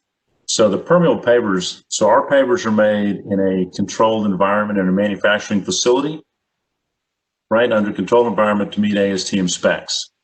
And then our pavers themselves are not permeable, so all the water goes through the joint. The pervious concrete, and really the porous asphalt too, they're essentially made in the field. So what they've done to make those porous is to remove the sands, a lot of the sands out of those materials so that they're more open. And then when they're applied, and from my understanding, I don't deal with porous concrete or porous asphalt a great deal, but the application is a little more difficult. You know, you're dealing with ready-mix trucks and the timing and the water and any other things they add to those systems to make them work. So it's a little more difficult, in my opinion, in the field to make those products perform and not get clogged. You know, when you remove the binder or the sand out of those systems, Denise, you're reducing some of the strength in there. So they're not very good at handling twisting and turning. Okay, you can drive straight on, but when you start turning your tires, and the City of Austin found this out on a big project years ago, they tend to unravel and they break down and they tend to fill in a bit more. So that's a big difference there. For the oils, and there's been so much research done in parking lots and with vehicles and oil drippings and that sort of thing, that the conventional wisdom is that for small spills that normally come out of vehicles, that is treated inside the aggregate layers. So if water then hits the pavement and washes it into the aggregates, into the layers, that little bit of oil, kind of Mother Nature takes care of it. And by the time you check the water quality at the end, it's fine. Great.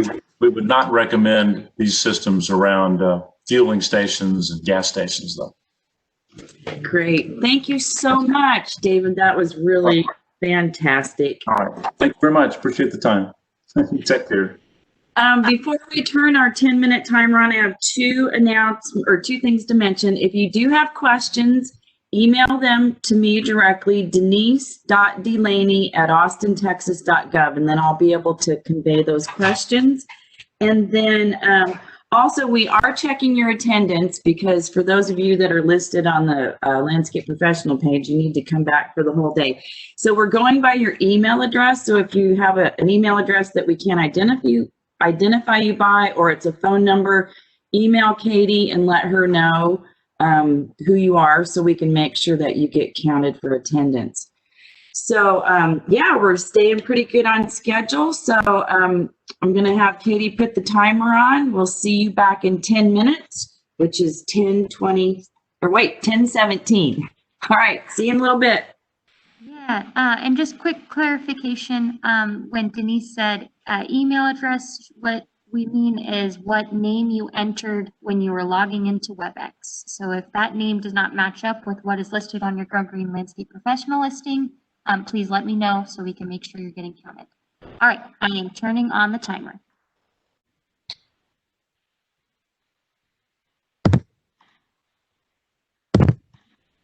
Everybody.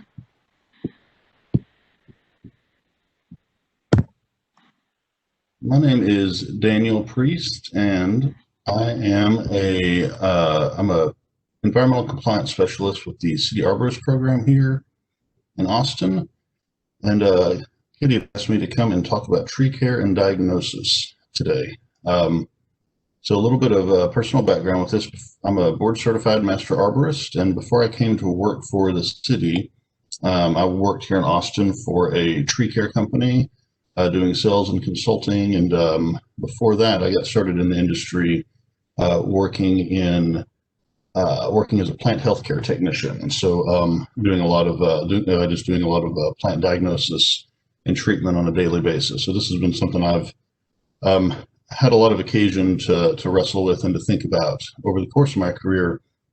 And so today in this presentation, what I want to do is talk more about the kind of the process of diagnosis rather than a lot of specific examples. You know, I've been to 3-day workshops that kind of were supposed to provide an introduction to plant health care and diagnosis. And at the end of those, what everybody says is, well, we just barely scratched the surface. So in 40 minutes, we're not going to be able to do a lot with respect to teaching you things to recognize, you know, how to make specific diagnosis. But hopefully what we can do is kind of get a better sense of what that process looks like, how you ask the right questions, and you know, how you think about the diagnostic process. So go ahead and jump into this.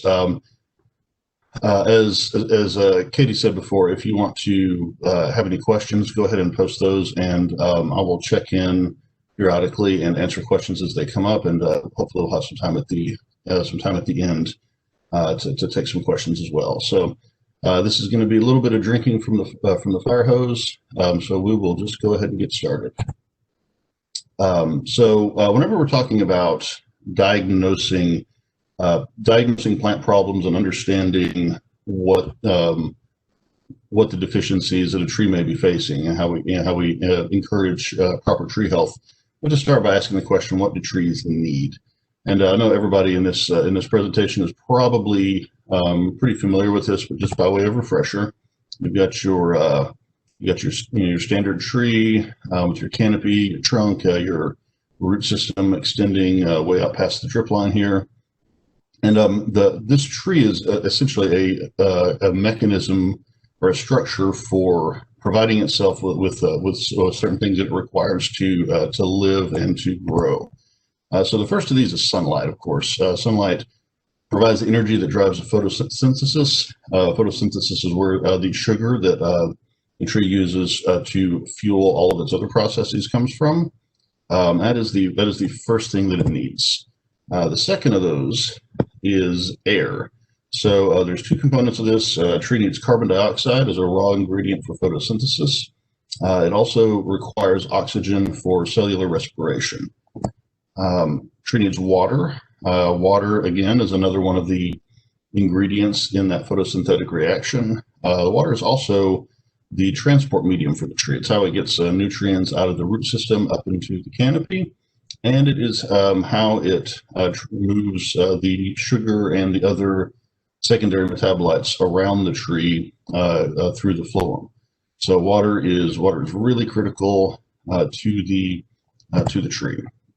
And then finally, nutrients. There's different nutrients. You can break these down between macro and micronutrients. I've seen other ways of dividing those up, but essentially these are kind of like the pantry of the tree. These are the raw ingredients it needs to put together new tissue, to reproduce, to produce chemicals that it uses in its defense, to drive off insects and pathogens. And if all of those are in balance, and it's getting the adequate sunlight, and it has access to all these other things, and nothing's interfering with the uptake, the tree's probably going to be pretty healthy. Trees have lived for millions and millions of years without people around to keep them healthy. So what we're doing when we're looking at plant health care is, more than anything, we're trying to help the tree maintain its own stasis, maintain a certain inertia of meeting its needs. And if in situations where that gets out of balance, we're looking to kind of nudge it back into kind of that state of balance. The flip side of this is, if a tree cannot access these components, the tree is going to decline and eventually die. And so this can take the form of several different problems. This can be that you've got a deficiency in any one of these components. You might not have enough water. You might have inadequate nutrition in the soil. Might not have enough sunlight due to competition from adjacent growth, or a new building goes up next door to the tree and is blocking sunlight. Dust from a construction site on the leaves blocking sunlight. Anything that interferes with the uptake of these necessary components has the potential to kill the tree. So the next question is, how do trees die? So this is something that's been studied pretty extensively, and this is you may have come across this before, but this is a researcher named Paul Mannion. He came up with the idea of the spiral of tree decline, and it's been there's a bunch of different examples of this online if you want to see how it plays out in different contexts. But here on the left is kind of the basic idea. So you've got a tree that starts out healthy, but it's got what we call predisposing factors. So this is things in the environment. I mean, you can go down the list here. You got soil compaction, poor fertility, unsuitable tree, wrong tree in the wrong place, air pollution. These are all things. This is kind of where the tree is living. It's not necessarily the tree itself.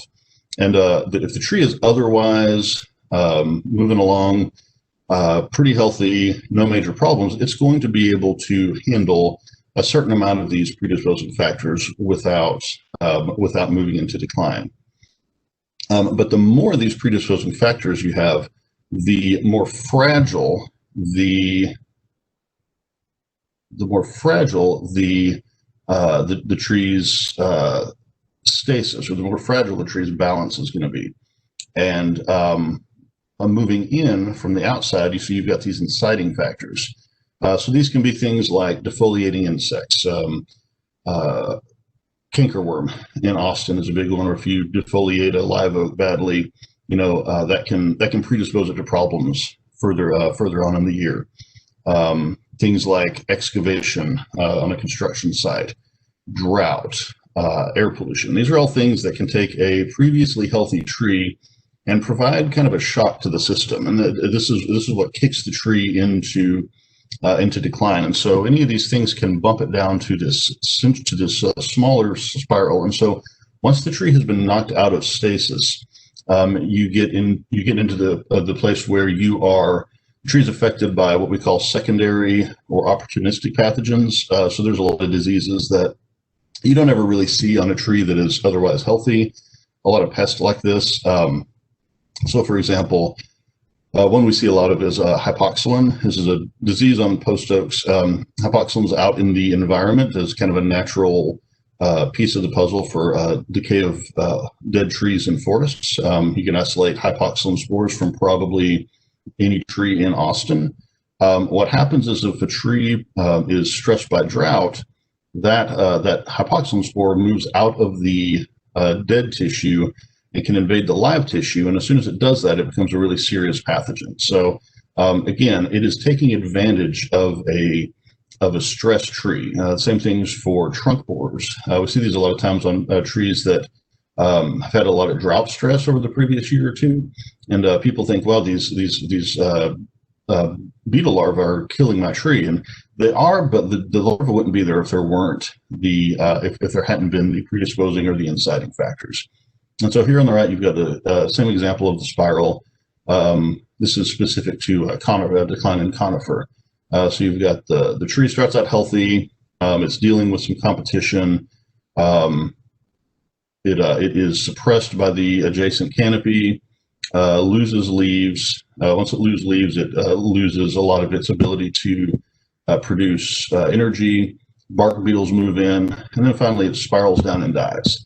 And the one thing I really like about this is that about this particular diagram is that you can see is that at every point in the spiral where something bad happens to the tree, there's actually there's an off ramp here. So whenever it's threatened by competition, the tree might actually grow faster than the trees around it and retain access to sunlight.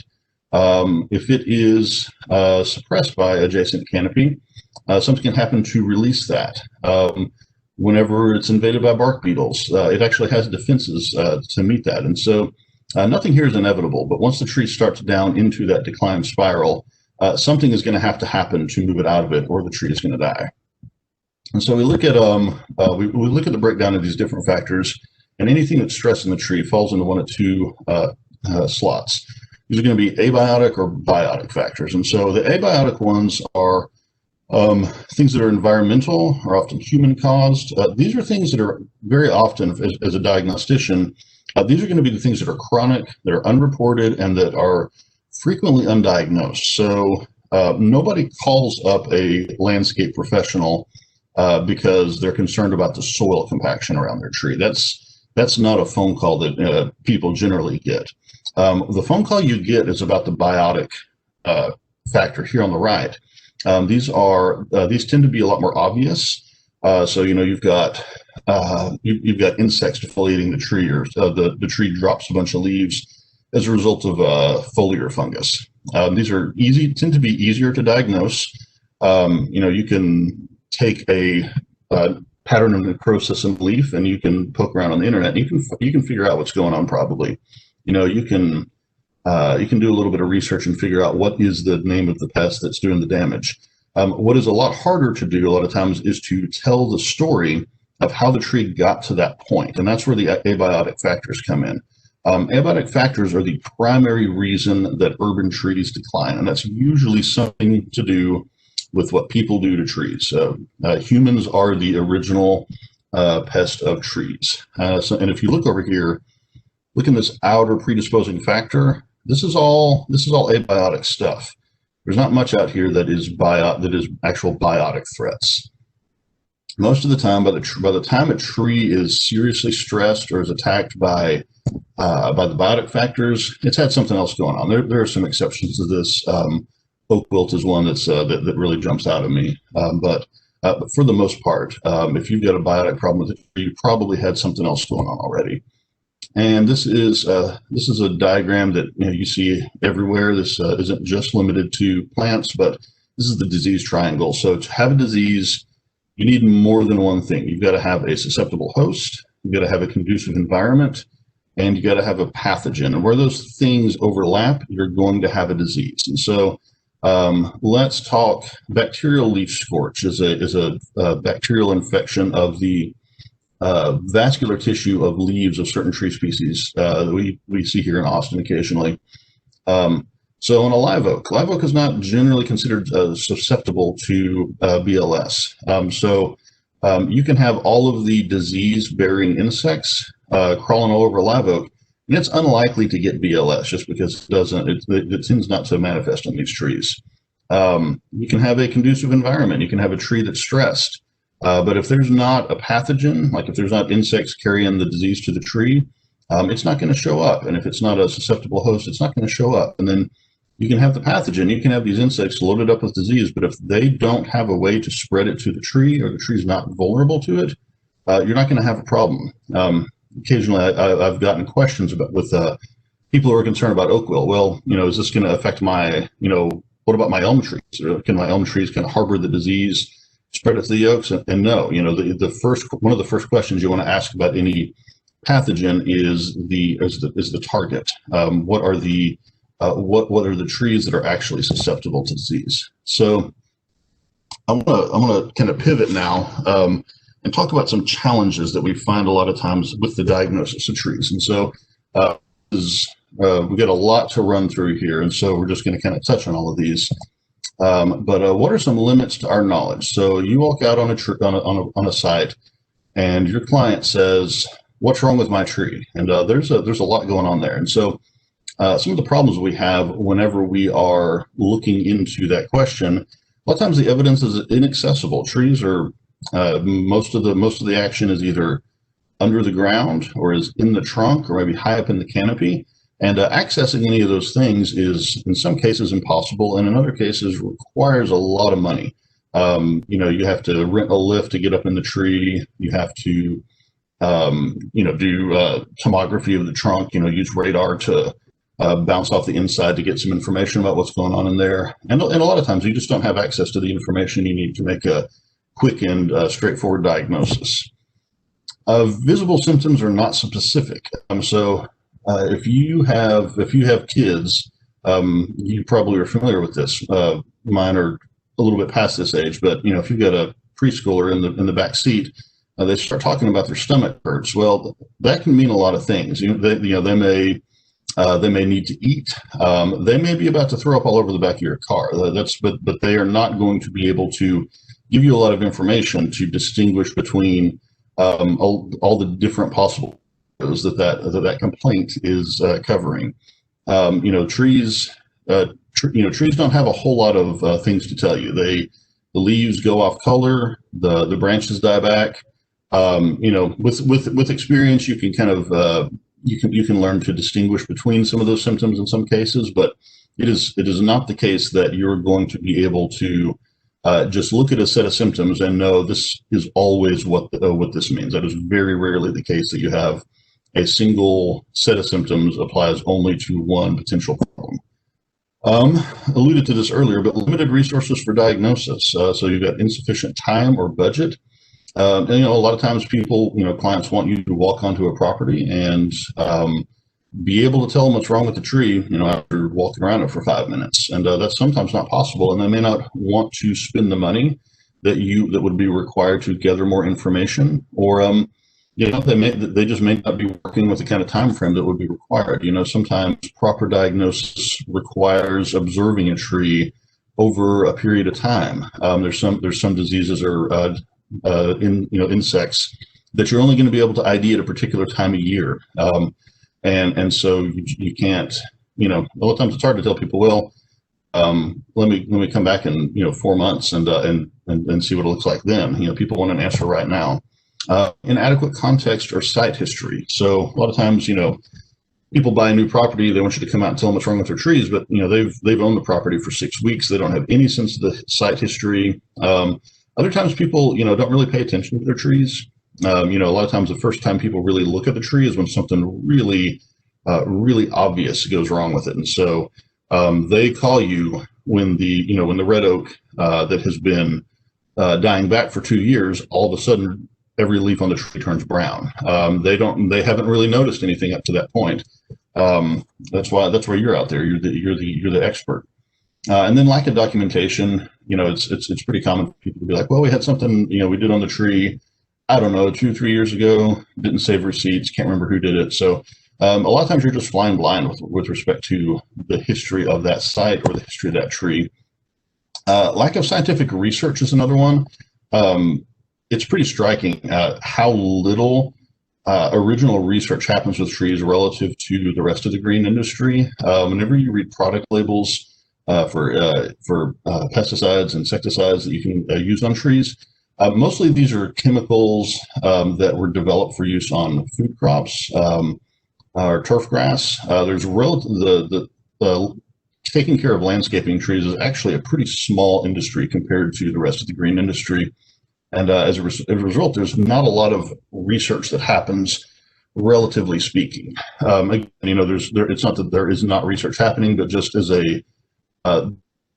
we are not at our place with the understanding of trees and tree diseases that we are with respect to pretty much any other type of plant or crop.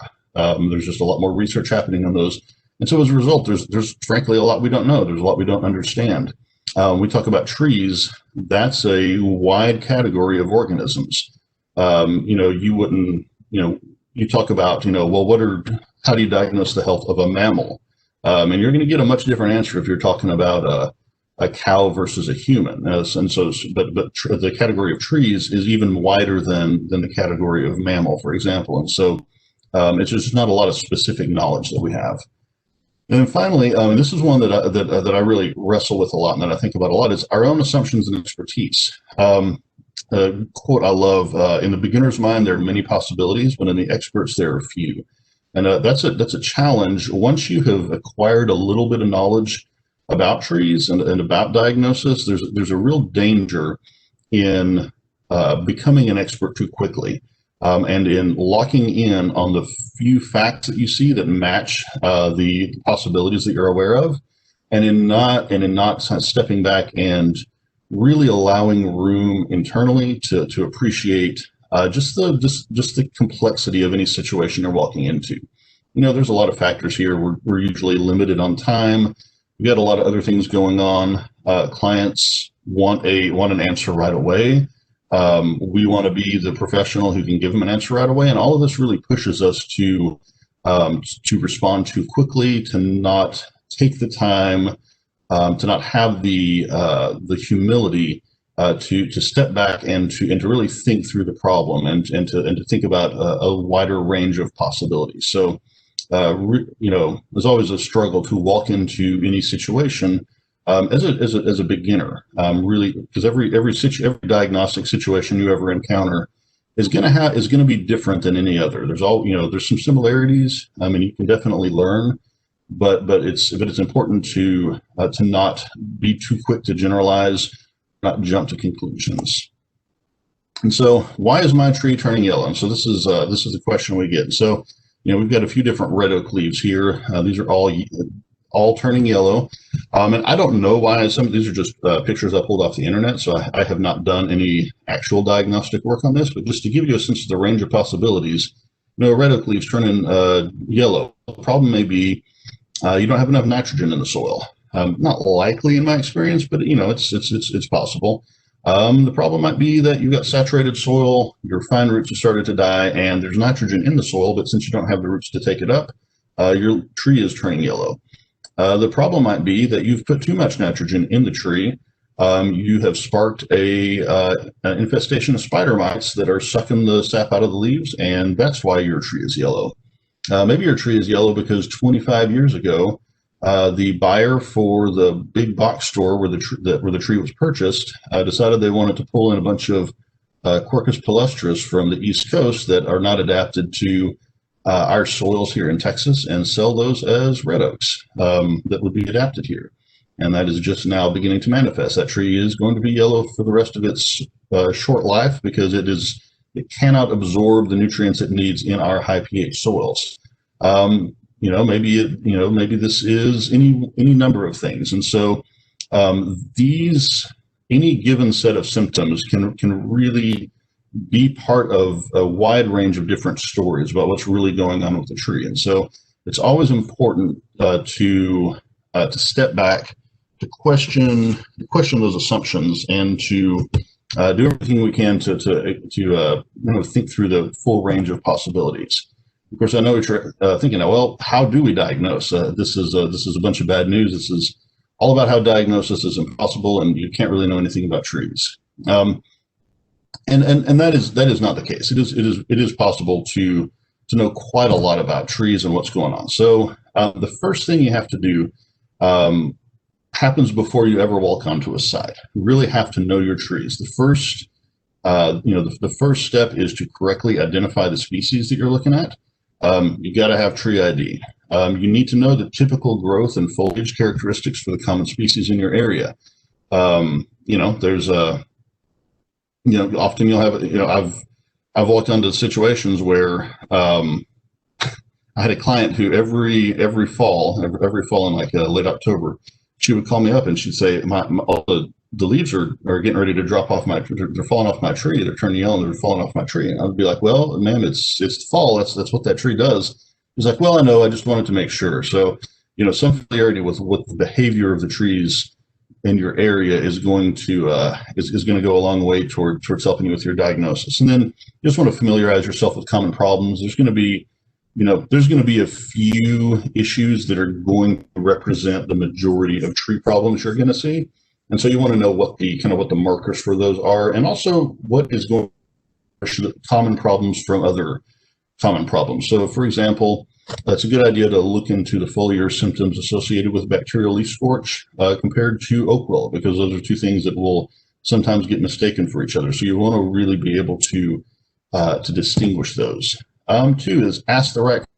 The best resource for understanding what's wrong with the tree is the homeowner in front of you, is the property manager in front of you, whoever has the potential to have the knowledge necessary for really telling the story about that tree. So you ask questions like, when did you notice the problem? How closely do you monitor your trees? That's an important one, because that's going to give you a sense of how much data you're going to be able to get out of their impressions. Now, people don't always accurately assess their own level of monitoring, but you can tell the difference between the gardener and who's out there all the time, and somebody who basically pays somebody else to deal with their landscape and doesn't really pay attention to it except when there's a problem. You always want to ask about construction activity or other soil disturbance within the last 5 years. That is the single biggest piece of information that you can get out of a homeowner or out of a property manager is unknown soil disturbance. They may have trenched through the root zone of that tree, filled the hole back in and put turf on it, and there's no way for you to know that unless somebody tells you. Always ask open-ended questions. Always give people a little extra time to answer, a little extra time to think about it. Always end with, well, is there anything else you can think about? Always push them to give you a little bit more information. Sometimes those are sometimes those little things that they think of at the end are going to be what actually gives you the hint that you need to figure out what's going on. Inspect the tree and the site. So you're going to want to look for soil disturbance. Again, evidence of concrete work or repair, damage or discoloration on other vegetation. And the key here is I always think of this as patterns. You're looking for patterns, and you're looking for patterns kind of iterating at different levels. So within a leaf, what's the pattern of necrosis in a symptomatic leaf? Is it affecting?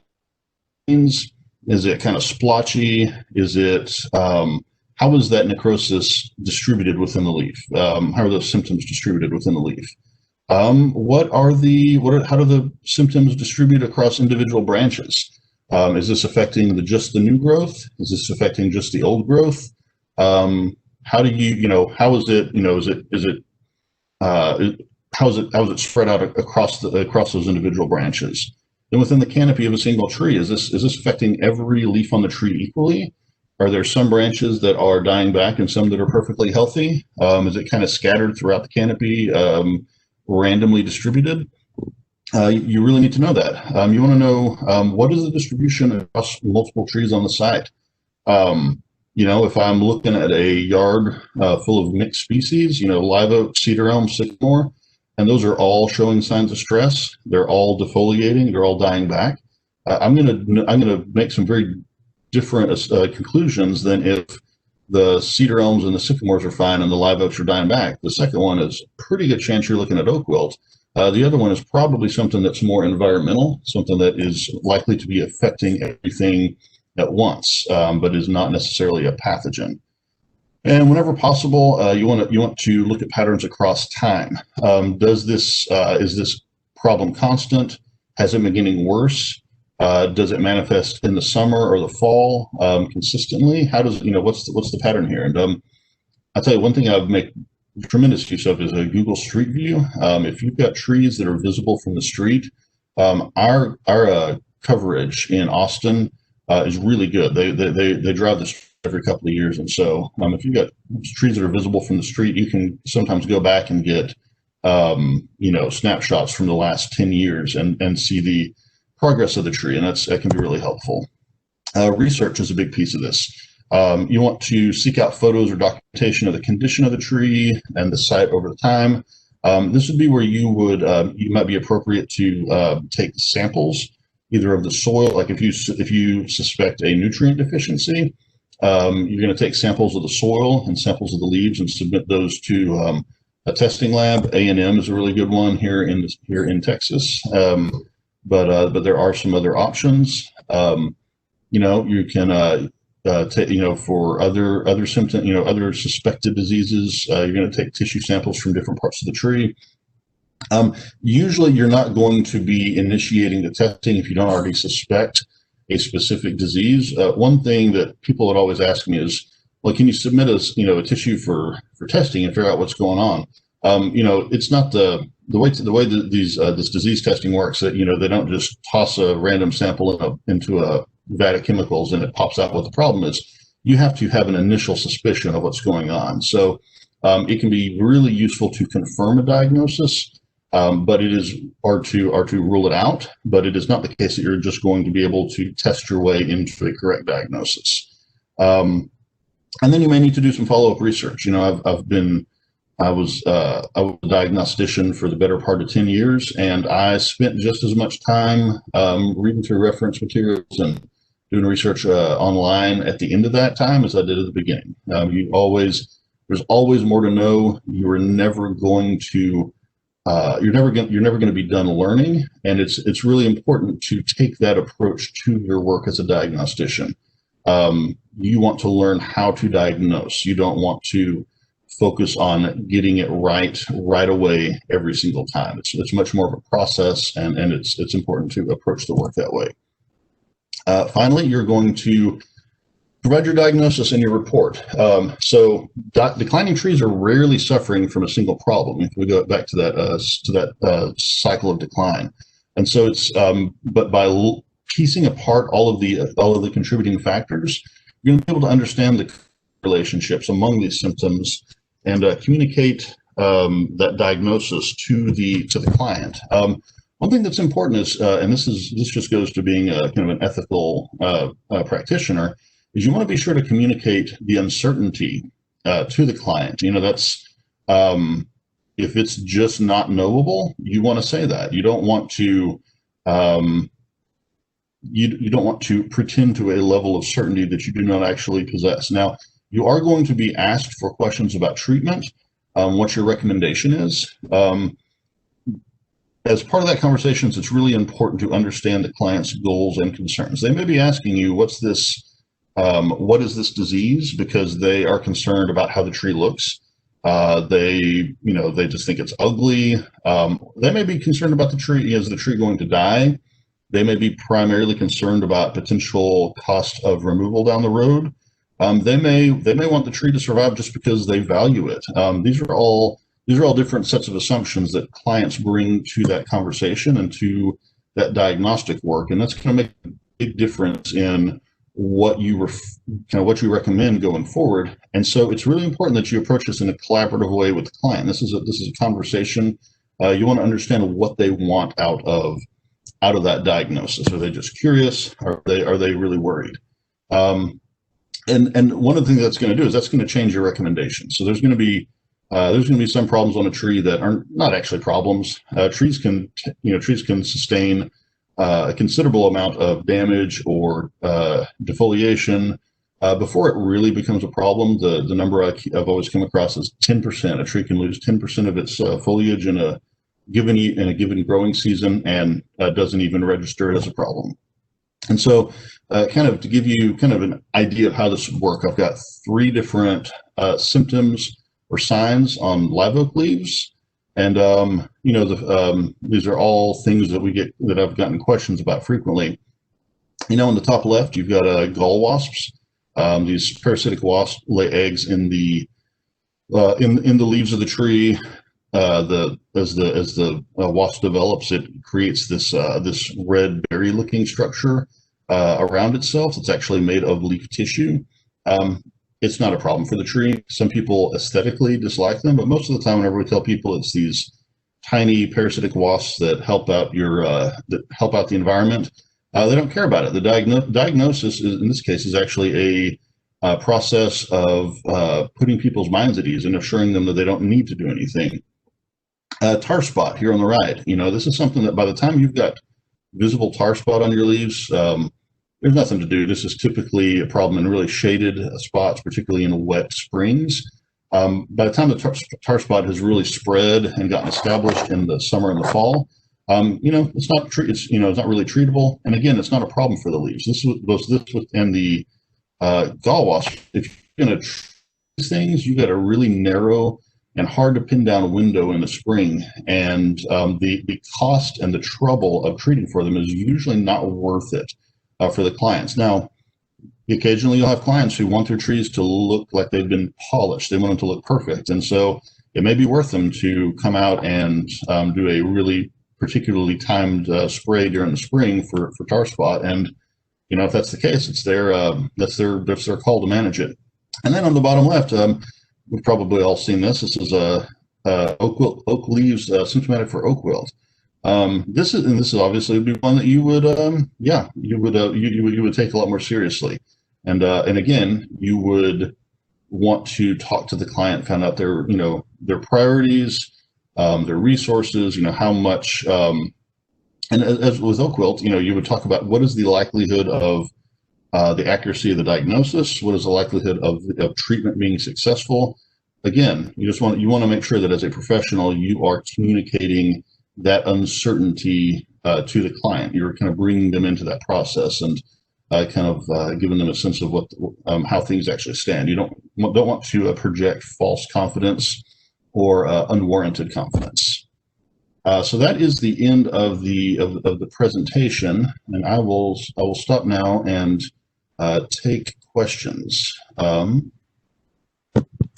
Okay, Daniel, I actually have a question from one of our participants. Hold up, it went along.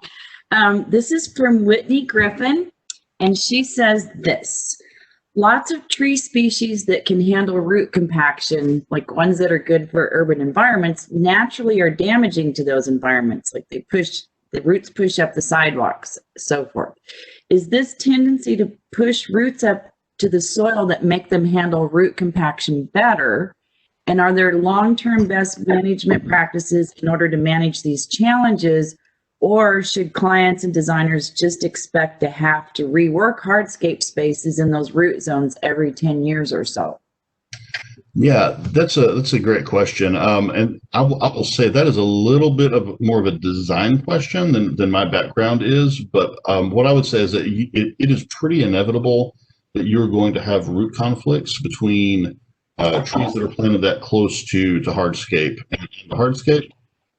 But there are some choices that designers make about how to basically how to design those planting pits or those locations where the trees are going to be planted that can make a big difference in how much conflict you're going to get. So you want to make sure that you've got sufficient depth, sufficient soil volume. The more crowded that space is, the sooner the roots are going to kind of spill out.